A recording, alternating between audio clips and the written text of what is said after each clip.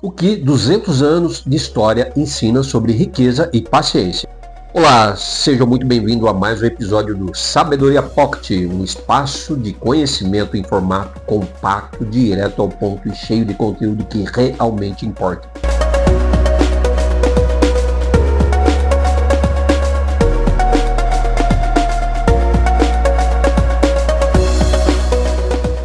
Eu sou o Gilson e eu acho que eu nunca falei, mas eu sou um assessor de investimento e, acima de tudo, um eterno apaixonado por livros e pelo poder de uma boa ideia tem de mudar a forma como a gente enxerga o mundo. No episódio de hoje, eu quero falar com você sobre uma obra que eu considero absurdamente essencial para quem quer entender de verdade como funciona o universo das finanças. Estamos falando de Investindo em Ações no Longo Prazo, do professor Jeremy Siegel. Spoiler? Esse livro vai te fazer pensar diferente sobre o tempo, paciência e riqueza. E eu tenho certeza que você vai terminar esse episódio com pelo menos uma ideia que vai ficar na sua cabeça por muito tempo. Então, se prepara, pega o fone de ouvido e vem comigo. Antes de entrar no conteúdo do livro, deixa eu te apresentar o autor, porque entender quem escreveu algo é sempre fundamental para dar o peso certo ao que está sendo dito. Jeremy Siegel é professor de finanças na Wharton School, que faz parte da Universidade da Pensilvânia. Se você nunca ouviu falar na Wharton, saiba que ela é consistentemente considerada uma das melhores escolas de negócio do mundo. O tipo de lugar onde as mentes brilhantes de finanças globais foram formadas. Siegel é comentarista frequente de grandes veículos como CNBC, Bloomberg e NPR. Ele é o tipo de acadêmico que não fica preso dentro das paredes da universidade. Ele fala com o mundo real. A primeira edição desse livro saiu em 1994. Desde então, ela foi revisada e atualizada 5 vezes. A 6ª edição foi lançada agora, 2026. Isso fala muito sobre a relevância duradoura da obra. Não é um livro que ficou preso no tempo. Ele acompanhou o mundo. Vamos ao coração do livro. A tese central de Siegel pode ser resumida em uma única frase. Ao longo de períodos extensos de tempo, as ações são, historicamente, a classe de ativo que mais preservou e multiplicou o poder de compra das pessoas. Sim, mais do que renda fixa, mais do que ouro, mais do que qualquer outra coisa que você possa imaginar. E aqui está o detalhe que muita gente ignora. Siegel não está fazendo uma promessa sobre o futuro, ele está apresentando dados históricos. Mais de 2 séculos de mercado financeiro, guerras mundiais, crises econômicas, epidemias, hiperinflação e deflação. E em praticamente todos esses cenários, no longo prazo, e quero que você repare nessa expressão, no longo prazo. As ações demonstram uma capacidade de recuperação e crescimento que desafia qualquer narrativa de medo. Mas espera, antes que você pense, então é fácil, é só comprar e esperar, deixa eu te mostrar o que está por trás dessa simplicidade aparente. Siegel não ignora o risco, muito pelo contrário, ele dedica boa parte do livro para explicar que, no curto prazo, os mercados são voláteis, muito voláteis. Quedas bruscas acontecem, crises aparecem sem aviso, décadas inteiras podem ser difíceis. Mas esse é o ponto central. O risco diminui de forma significativa à medida que o horizonte temporal aumenta. Em outras palavras, quanto mais tempo você tem pela frente, menor a probabilidade de que os mercados terminem abaixo do ponto de onde você começou. Siegel comprova isso com dados. Períodos de 10, 20, 30 anos. E a cada janela que se estende, os resultados se tornam mais consistentes. Agora me responda uma coisa honestamente. Quantas das suas decisões financeiras, das suas preocupações com dinheiro estão focadas no curto prazo? No que vai acontecer essa semana, esse mês ou esse ano? Esse é o maior insight do livro. Nós fomos programados para pensar no curto prazo. E o mercado financeiro, ao longo da história, recompensou quem foi capaz de pensar de forma diferente. Agora chegamos a uma das partes que eu mais gosto do livro e que, na minha visão, é a mais transformadora. Sigal olha para o campo das finanças comportamentais e o que ele encontra lá é ao mesmo tempo perturbador e libertador. O maior inimigo do investidor, em muitos casos, não é o mercado, não são as crises, não é o governo, é o próprio investidor. Quando os mercados caem, e eles vão cair, sempre cair em algum momento, o que a maioria das pessoas sentem? Medo, aquela sensação de que tudo vai piorar e de que é hora de sair, de que foi um erro entrar. E quando o mercado sobe, e sobe muito, euforia, aquela certeza de que agora é diferente e que tudo vai continuar subindo para sempre. Sigal demonstra que essas duas emoções, medo e euforia, são responsáveis por boa parte das decisões financeiras ruins que as pessoas tomam. Vender no pior momento e comprar no pior momento também.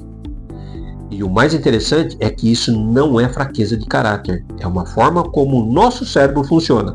É biologia, é psicologia evolutiva. Somos programados para fugir do perigo e correr em direção à recompensa imediata. O problema é que o mercado financeiro funciona muitas vezes de forma exatamente oposta à nossa intuição. Reconhecer esse mecanismo e colocar nome nele, entender por que ele existe, é o primeiro passo para não ser controlado por ele.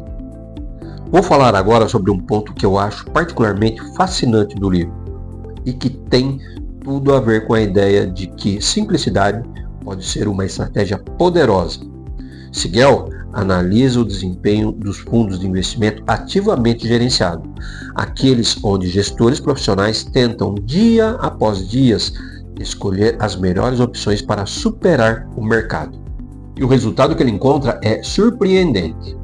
A cada 3 fundos analisados, os ETFs, fundos de índice, que simplesmente replicam o comportamento do mercado sem tentar superá-lo, foram capazes de superar pelo menos 2 deles ao longo do tempo. Pensa no que isso significa. Estratégia sofisticada, equipes inteiras de analistas, tecnologia de ponta e ainda assim um instrumento simples sai na frente na maior parte dos casos. Sigal não está dizendo que gestão ativa não tem valor. Ele está dizendo que a complexidade por si só não é garantia de resultado. E a consistência, a paciência e a simplicidade têm um papel fundamental na construção de patrimônio ao longo do tempo. Para você ter uma ideia do quanto essa obra é abrangente, deixa eu te dar um panorama da estrutura do livro, que conta com 24 capítulos distribuídos em 6 grandes blocos. A primeira parte mergulha na história, nos dados históricos dos mercados desde o século XIX. É impressionante ver como as ações se comportam ao longo de crises que, na época, parecia o fim do mundo. A segunda parte trata de avaliação de mercado, como os preços são formados, o que os indicadores como o famoso índice preço-lucro realmente dizem sobre o momento dos mercados. A terceira parte é sobre a macroeconomia, como inflação, taxa de juros e política monetária se relacionam com o desempenho dos ativos. Uma aula completa de como a economia global e os mercados se conectam. A quarta parte foca nas flutuações, na volatilidade. Por que os mercados oscilam tanto? O que está por trás das grandes quedas históricas? Sigal analisa crises emblemáticas como uma frieza analítica que é ela mesma um ensinamento. A quinta parte é mais prática, estratégias, diversificação, ETF e como montar uma carteira pensando no longo prazo. A sexta parte olha para o futuro, envelhecimento populacional, globalização, tecnologia.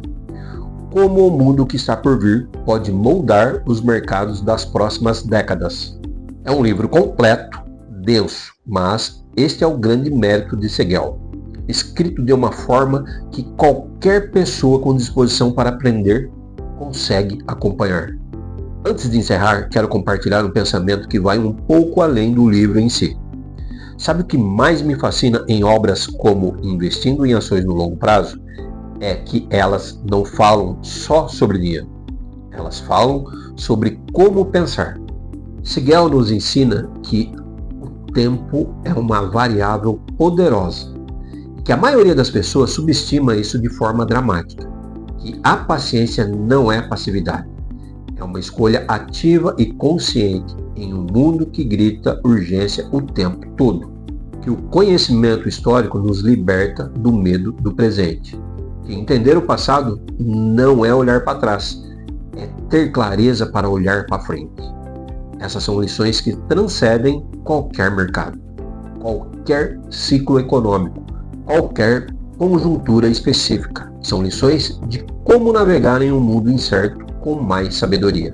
E é exatamente por isso que eu trouxe esse livro aqui para o Sabedoria Pocket. Bom, chegamos ao final de mais um episódio. E se você curtiu esse conteúdo, me ajuda muito deixando sua avaliação aqui no Spotify. São 5 estrelinhas que fazem toda a diferença para que mais pessoas encontrem esse podcast.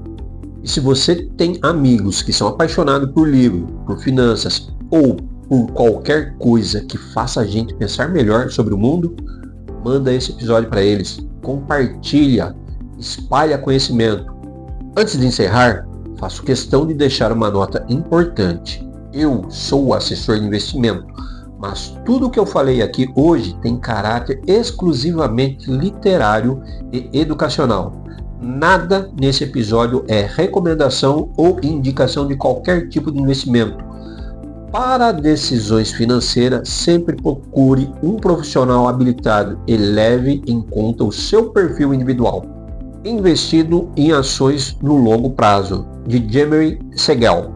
Coloca na sua lista. Vale cada página. Até o próximo episódio. E lembre-se, sabedoria não ocupa espaço. Pode levar.